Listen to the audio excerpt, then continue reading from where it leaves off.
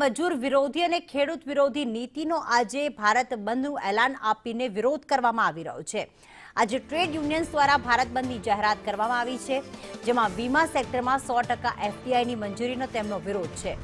ભારત બંધથી અનેક રાજ્યોમાં જનજીવન પ્રભાવિત થયું છે। ખેડૂત સંગઠનો અને સાથે જ 10 ટ્રેડ યુનિયન્સે આ પ્રકારની જાહેરાત કરી।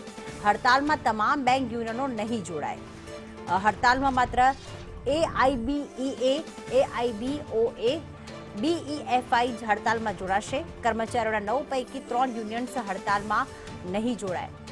વીમા છે, ટ્રાન્સપોર્ટ છે, આરોગ્ય છે, તેને લઈને તેની અસર થઈ શકે।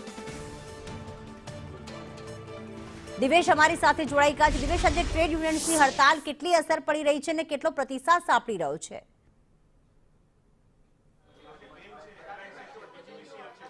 ચોક્કસ પ્રીતિ, હું તમને આ દ્રશ્યો બતાવીશ LIC કચેરી બહારના કે જે LIC ના કર્મચારીઓ છે તે અત્યારે હડતાલમાં જોડાય છે। આપણે તેના general secretary western zone insurance employ, અમારી મુખ્ય માગણીઓ છે કે જે દેશના કામદાર કાયદાઓ છે 29 હતા, જેનાથી કામદારો મજૂરો જે પ્રોટેક્ટેડ હતા એને 4 કાયદાઓમાં પરિવર્તિત કરી દેવામાં આવ્યા છે। આ કાયદાઓથી કામદારોને હવે જીવવું દુષ્કર થઈ જશે, કારણ કે પહેલા કામના કલાકો ફિક્સ હતા, લીવના બેનિફિટ હતા, એ ઉપરાંત ઘણા બધા બેનિફિટ અમને આપવામાં આવ્યા હતા। એ બધા અત્યારે ઘણા વર્ષોની લડત પછી અમે આ બધા મુદ્દાઓ અમે લઈ આવ્યા હતા। કામદાર જે કાનૂનો છે હવે 4 કાયદાઓમાં પરિવર્તિત થતા કામદારોનું જીવન દુષ્કર બની જશે, સામાજિક ન્યાય આખી સિદ્ધાંત વિખાઈ જશે। જે અમને અધિકારો બાબા સાહેબ આંબેડકરે અમને જે અધિકારો આપણે આપવામાં આવ્યા હતા એ બધા આજે ખતમ કરવાની સરકાર વાતો કરી રહી છે। અમારી LICમાં રિક્રુટમેન્ટની પણ અમારી ડિમાન્ડ છે। LICના શેર જે વેચવાની વાતો સરકાર કરી રહી છે। આજે LIC શું નથી કર્યું આ દેશની સરકાર માટે?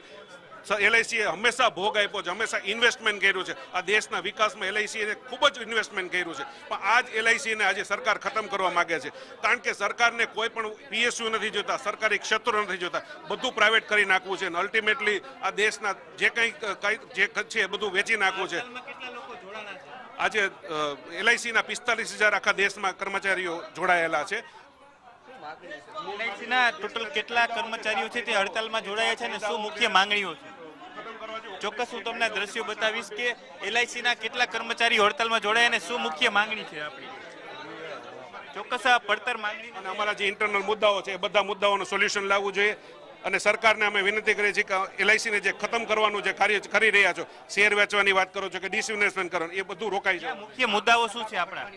મુખ્ય મુદ્દાઓમાં અત્યારે સૌથી જે લેબર લોઝમાં 29 લેબર લોઝ હતા, જે એને ડિસમેન્ટલ કરીને ફક્ત 4 લેબર લોઝ બનાવી નાખ્યા છે। 29 લેબર લોઝ એવા હતા કે જેમાં મોટાભાગના કાયદાઓ લેબર લોઝ છે એ કર્મચારીઓની ફેવરમાં હતા, મજદૂરોની ફેવરમાં હતા, એને ડિસમેન્ટલ કરીને ફક્ત 4 કાયદા કરી નાખ્યા કે જેમાં એ બધા કાયદા એવા છે જેના કારણે કર્મચારીઓનું અને મજદૂરોનું શોષણ વધારે થશે। હડતાલથી કામ ઉપર શું અસર પડશે? હડતાલથી આજની હડતાલથી એવું બનશે કે અત્યારનું જે 1 દિવસની જે હડતાલ અમે આપી છે એમાં કદાચ એવું બને કે કામકાજ ઠપ થઈ જશે 1 દિવસ માટે, બરાબર? અને એની લાંબા ગાળે અસર એ થશે કે સરકારની આંખ ઉઘડશે, સરકારના કારણે અમારો અવાજ પહોંચશે કે ભાઈ આ કર્મચારીઓ શું કહેવા માંગે। અમે જે કહેવા માંગીએ છીએ અમે અનડ્યુ એડવાન્ટેજ લેવા માટે નથી હડતાલ પાડી।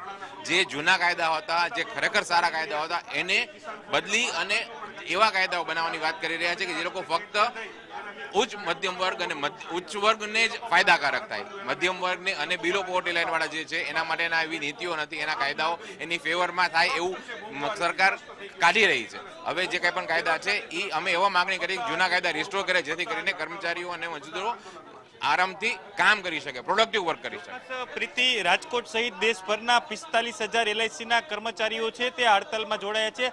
અલગ અલગ પડતર માંગણીઓ છે, તેને લઈને 1 દિવસની હડતાલ છે તે કરવામાં આવી છે। પ્રીતિ, બિલકુલ આભાર દિવેશ તમામ વિગતો માટે।